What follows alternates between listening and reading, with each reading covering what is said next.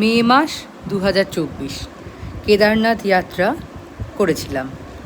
জার্নিটা খুব সুন্দর শুরু হয়েছিল আলিপুরদুয়ার টু দিল্লি, দেন দিল্লি টু হরিদ্বার। এই সময় হরিদ্বারে ভীষণ গরম পড়ে। উত্তরাখণ্ডের রাস্তাঘাট এমনিতেই সাজানো গোছানো, তবে হরিদ্বার থেকে কেদারনাথের উদ্দেশ্যে সকাল সকাল বেরিয়ে পড়েছিলাম শেয়ার কারে করে, কিন্তু বিকেলের দিকে আটকে পড়লাম ট্রাফিক জ্যামে।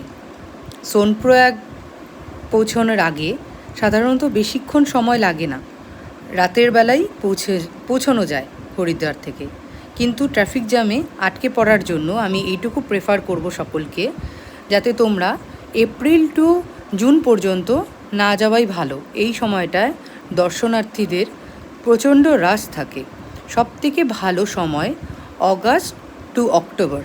এই সময়টা কেদারনাথ দর্শনের জন্য খুব ভালো সময়।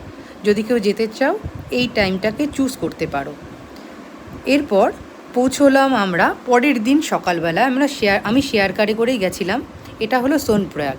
এখান থেকে গৌরীকুণ্ডে যাবার গাড়ি ধরতে হয়। গৌরীকুণ্ড থেকে কেদারনাথের আসল ট্রেকটা শুরু হয়। Thank you.